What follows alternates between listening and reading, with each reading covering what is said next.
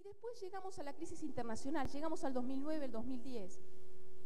Y también nos seguimos desendeudando y pagamos con reservas internacionales. Esta es otra de las cuestiones importantes que lamentablemente, tan embadurnada del oportunismo político, no pudimos dar y discutir a fondo. La importancia que tiene para la Argentina poder acumular reservas que son reservas de dólares del comercio exterior, que no son las reservas de los 90 que eran todas deuda, ¿sí? Esas reservas que cuando se da vuelta el ciclo desaparecen y los dejan a los países en una situación de vulnerabilidad y de crisis. Son dólares del trabajo argentino y esos dólares se acumulan en el Banco Central justamente para hacer frente a circunstancias para amortiguar shocks externos, para amortiguar impactos que puedan afectar negativamente el crecimiento económico, la generación de empleo. Esas reservas están para ser utilizadas cuando se las necesiten los países. Esa es justamente hacer uso de la autonomía y de la capacidad y de la independencia que tiene de hacer políticas anticíclicas de una nación. Por eso, a mí me llamaba la atención cuando lo discutíamos en el ámbito del Senado de la Nación, esta resistencia a entender que teníamos que estar todos contentos de poder recurrir a este mecanismo y no un ajuste. En realidad, cuando uno escarba y escarbó en ese debate, en esa discusión, lo que claramente aparecía como alternativa, si bien no se formulaba tan directamente porque hasta un poquito de vergüenza todavía les da, lo que se estaba tratando de decir es que Argentina tenía que salir a los mercados a tomar deuda. Ese era el planteo de los que se opusieron al pago de deuda. Tenía que dar señales amigables, hacer los ajustes que eran necesarios, fuera por el lado del mercado de trabajo, fuera por el lado del gasto público, de la inversión pública, de la emisión monetaria, pero había que hacer el ajuste, dar las señales y salir a tomar deuda al exterior. Entonces, entender este proceso que va desde el pago al fondo, que con la reestructuración de la deuda y la utilización de reservas, son lo que determina y lo que explica en un número. Nosotros debíamos 1,5 veces nuestro producto, ahora debemos el 40%, y si le sacamos lo que es la deuda intrasector público no llegamos al 20%. Eso es haber recuperado autonomía, capacidad de maniobra para poder avanzar en este proceso.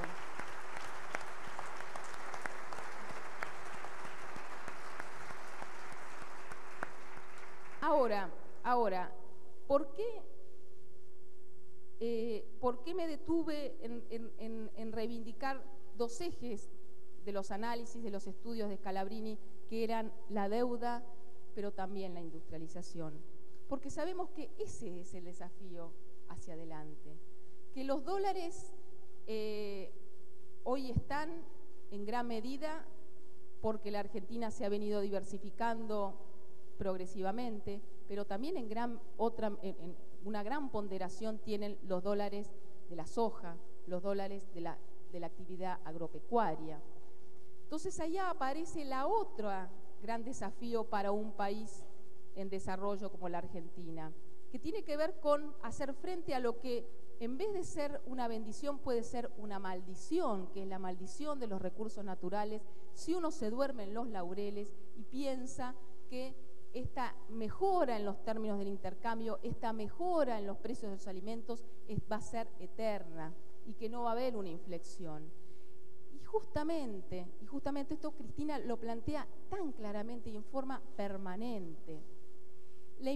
Aprovechar la importancia y el desafío que supone aprovechar esta buena etapa de términos de intercambio para avanzar en el proceso de industrialización. Y esto es algo, se los digo porque yo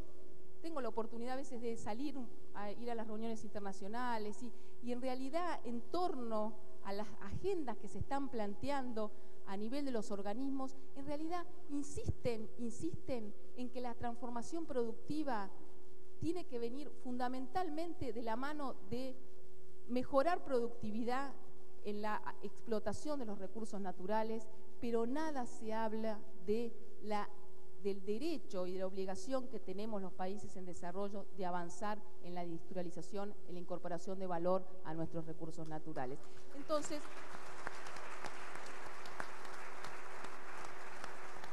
Entonces les diría, y esto lamentablemente es otra discusión quizás ideológica que perdimos con la 125, porque eso era lo que se discutía. Cuando discutíamos el pago de reservas, del otro lado del mostrador, lo que estaba era el pensamiento más recalcitrante y ortodoxo: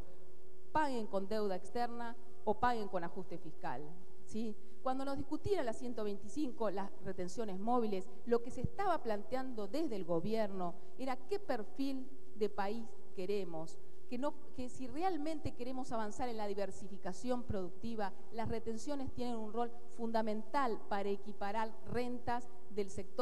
los sectores que tienen ventajas comparativas naturales de los sectores industriales. Esas discusiones de fondo han estado dando en todos estos años, y nuestra obligación quizás es reproducirlas, es repetirlas, es darlas todas las veces que sea necesario, porque en realidad, lo que predomina todavía en gran parte de nuestra dirigencia y en gran parte también de la dirigencia de lo que es el poder económico mundial son los viejos planteos más ortodoxos y neoliberales, sin que haya capacidad autocrítica respecto a los impactos que esto tiene sobre los países en desarrollo. Entonces, para redondear, yo simplemente quiero reivindicar lo que ha venido haciendo la Argentina en todos estos años, porque realmente, si uno se plantea hacia adelante el horizonte, podemos decir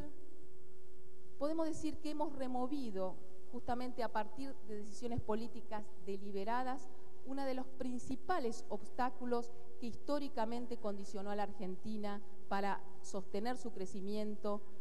para incluir socialmente y para generar densidad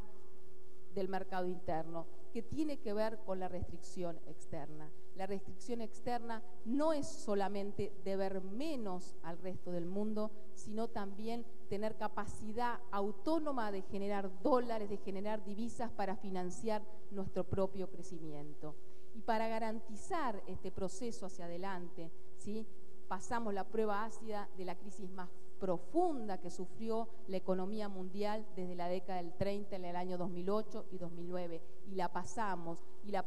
porque recuperamos capacidad de hacer políticas públicas, de hacer políticas anticíclicas. Hacia adelante, de lo que se trata es profundizar este proceso, porque quizás algo que estaba menos evaluado en ese entonces, en la época de Scalabrini, en la época de Jauretche, en las discusiones del desarrollismo de Rogelio Frigerio, era la vinculación directa que había entre especialización productiva e igualdad. Ahora ha recorrido mucho el mundo y hay mucha evidencia que también indica que el desarrollo con inclusión y con igualdad requiere transformación productiva, y que es imposible que un país productor de materias primas aspire a tener una sociedad con equidad. Entonces, si realmente,